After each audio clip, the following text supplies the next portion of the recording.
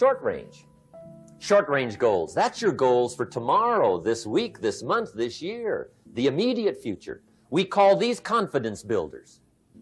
Because if you set up something short range, go for it, get it, latch onto it, work hard, accomplish it. That starts building your strong feelings to go for your dreams.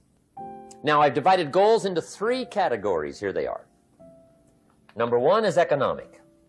That's your goals for money, income, business, profits, production. Economics. Make sure you've got your economics well planned. Economics plays a major role in everybody's life. Economics is major, which means it ought to be meticulously well planned for tomorrow, this week, this month, this year, long range. What if you asked somebody tomorrow if you could see their meticulously well planned list of economic goals? What would they probably say? They say, you some kind of a nut? You must be weird. Hey, I found out what success is. Success is doing what the failures won't do. Make sure you've got your economics well planned. It'll put you in the top 5%.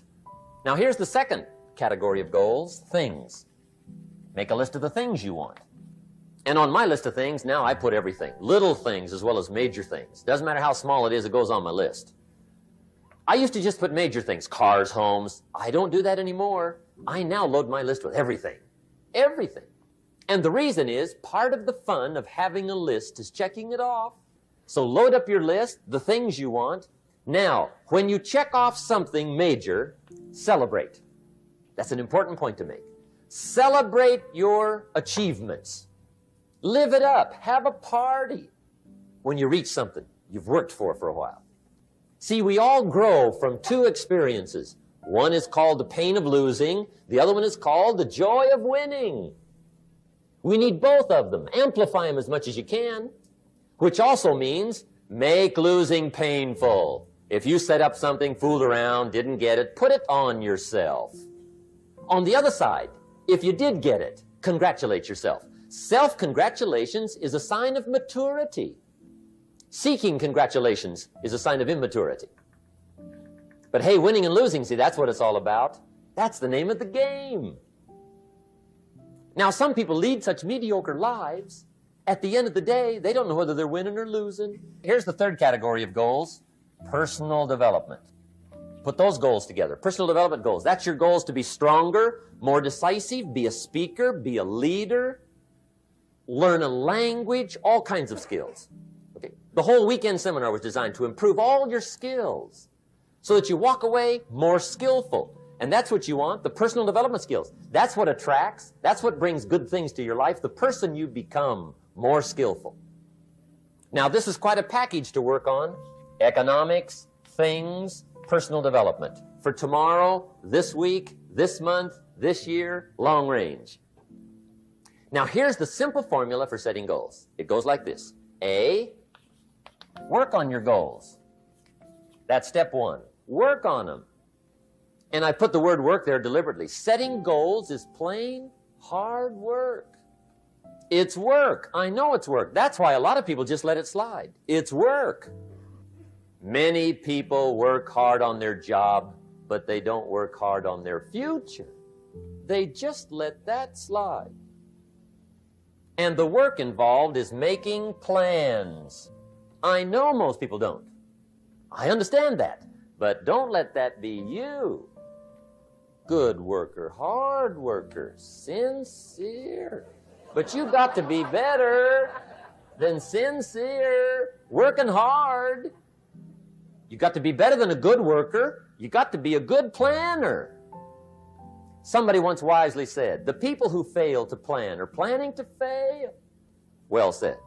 So work on your goals. Here's step 2. Write your goals down. That's so important. I teach my staff around the world, put your goals in your journal. Because one of the major people you want to study is yourself. Say, here's the list of goals I put together 3 weeks ago. Here's the list of goals I put together 2 years ago. Here's some of the changes I made, rearrangement of my priorities. I scratched these off. I put these on. I've gotten these. Study your accomplishments. Study what your desires are. Put them on paper. Write them down. Here's another reason for writing your goals down. It shows you're serious about doing better. And to do better, you got to get serious. You don't have to be grim, but you must be serious. Everybody hopes things will get better. Everybody hopes. Poor people hope. That ought to tell you something. It means the future does not get better by hope.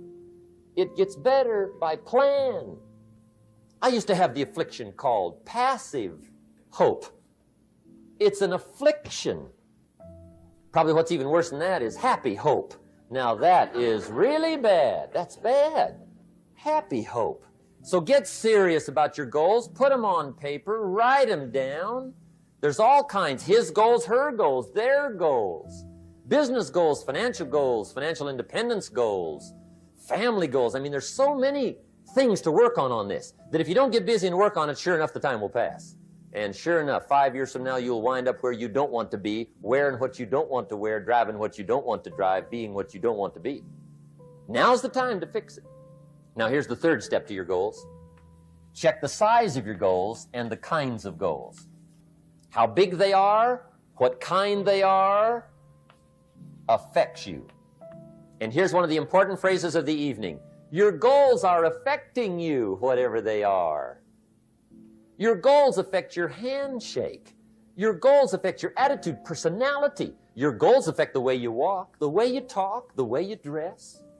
All day long, we're being affected by our goals. Now, some people have goals, but they have such lousy goals. The effect is bad. I asked a guy one time, what are your goals for this month? The guy said, look, if I could just scrape up enough money to pay these lousy bills. That was his goal. I'm not saying it isn't a goal. It's a goal, but it's such a lousy goal, the effect is bad. If there's one art in life to learn extremely well, that's got to be one of them. The art of asking. What does ask mean? Ask means, what do you want? And the formula is staggering. It says ask and what? A guy ought to look into that. Now here's the last qualifying phrase on goal setting, as we promised to qualify everything.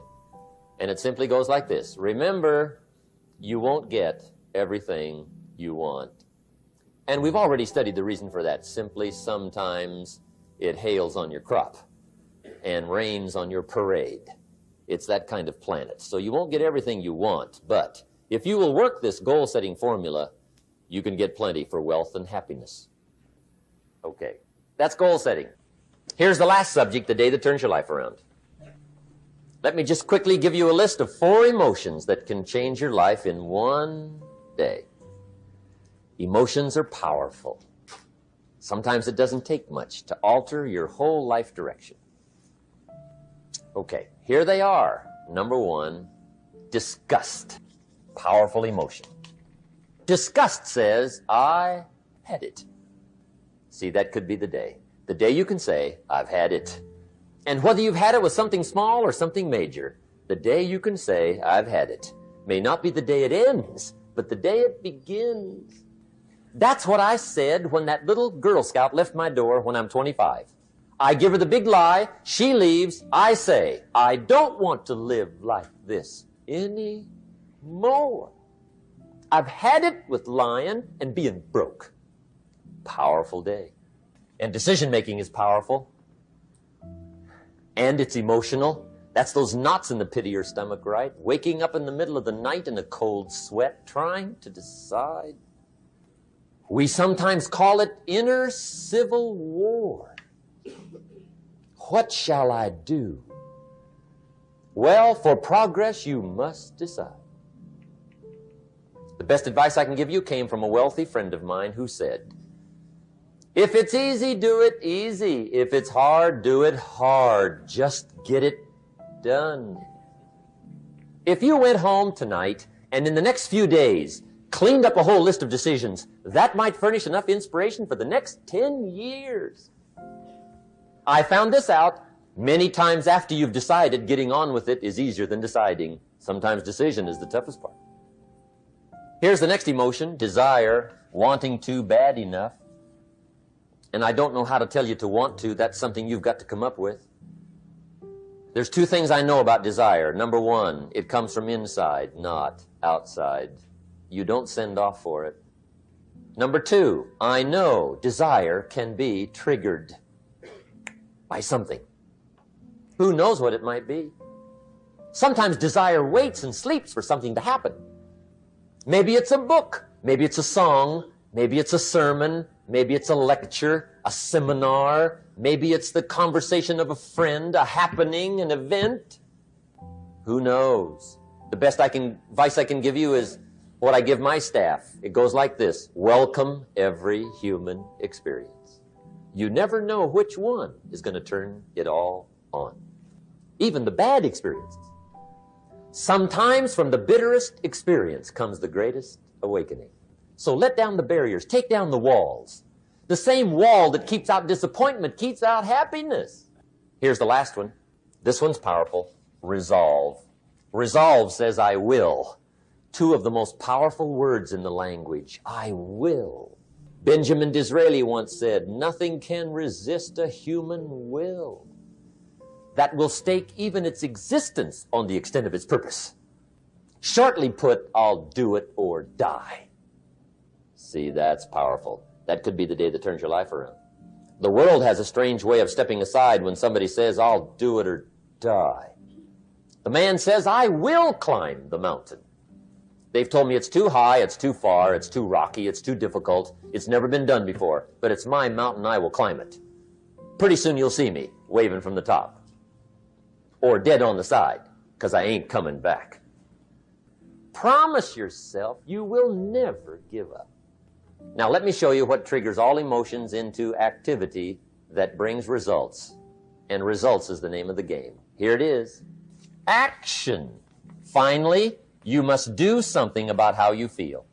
Jesus, the master teacher, said, don't just be listeners, be doers. The world admires the doers.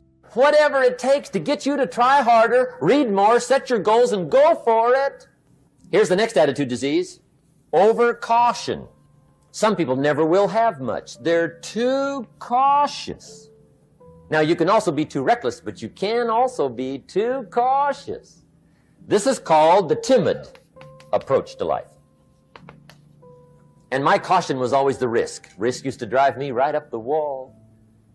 I used to say, what if this happens?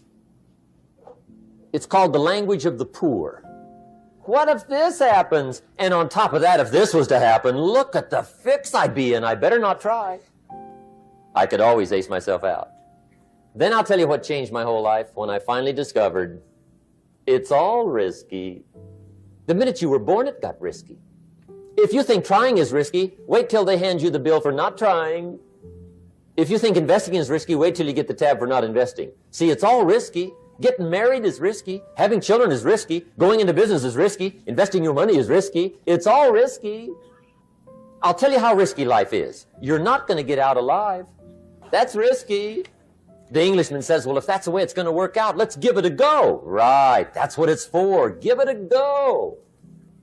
Somebody says, yeah, but I'm looking for safety and security. Fine, then huddle in a corner. We'll cover you with a sheet, bring you 3 meals a day. And we'll protect you, feed you, look after you, care for you. We won't let anything happen to you. And you'll probably live to be 100. The guy said, well, yeah, I'd live to be 100. But what a way to live. Right. What a way to live, safe and secure. Don't ask for security. Ask for adventure. Better to live 30 years full of adventure than 100 years safe in the corner. And see, it's not important how long you live. What's important is how you live. Here's the next attitude disease. We're almost through with this motley list. In fact, we're almost through. Hang on. The next one is pessimism. Pessimism, the deadly disease of always looking on the bad side, the problem side, the difficult side, checking all the reasons why it can't be done. The poor pessimist leads an ugly life. He doesn't try to figure out what's right. He tries to figure out what's wrong. He doesn't look for virtue. He looks for faults. And when he finds them, he's delighted. How ugly. This is the poor guy who looks through the window, doesn't see the sunset. He sees the specks on the window.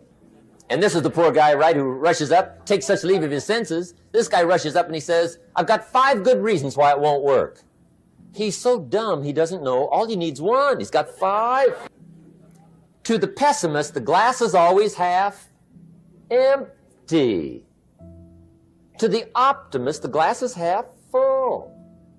Why would the same measure affect people 2 different ways? Answer: it all depends on how you look at it.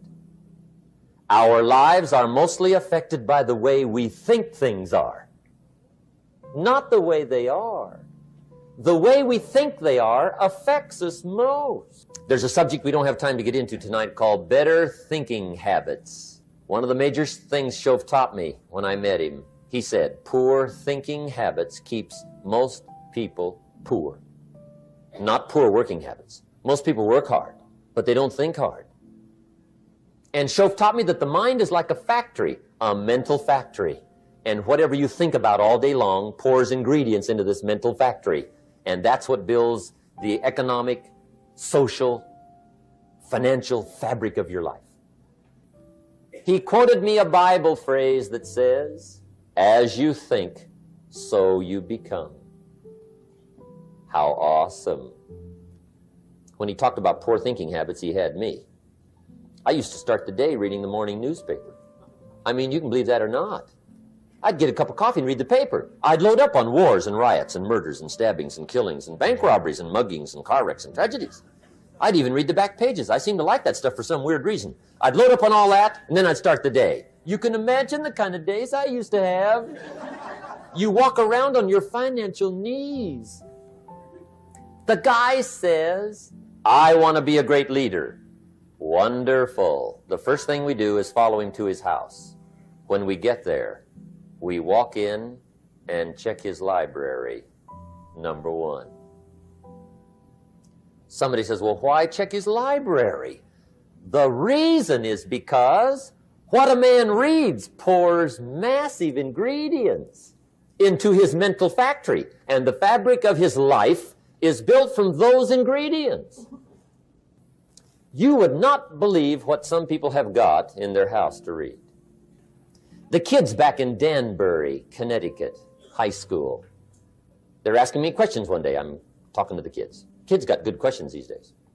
One of them said to me, Mr. Rohn, how do you build the good life? I said, it's simple. It's not easy, but it's simple. Here's how you build anything.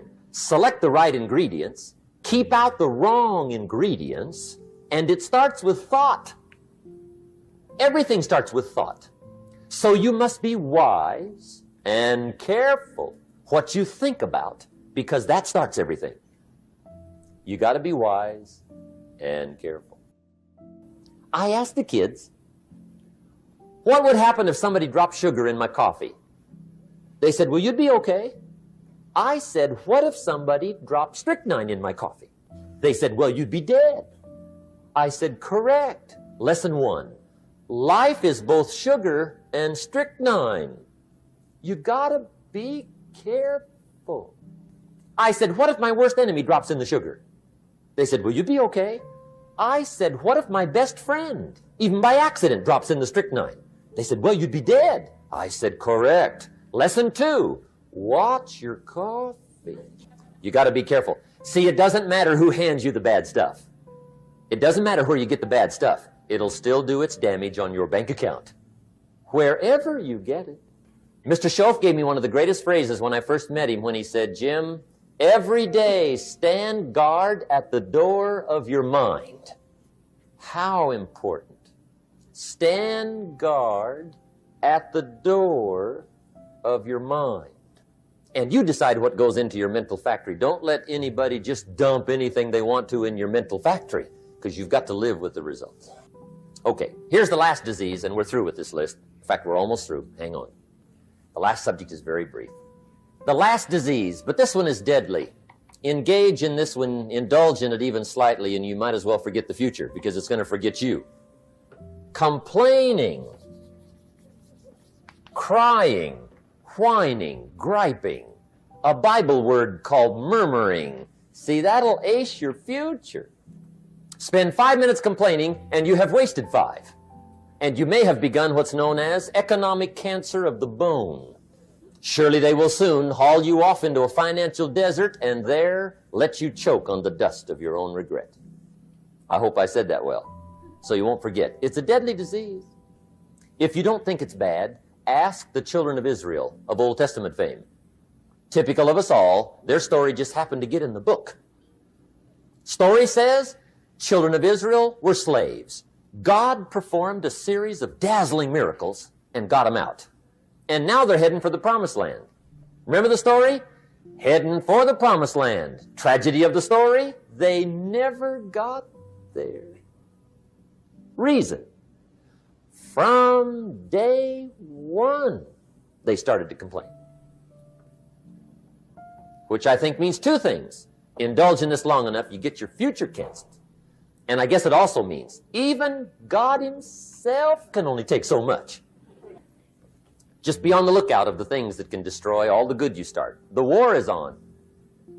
And this evening, tomorrow, mentally, personally, socially, economically, you got to make sure you're winning the war. And this is part of it.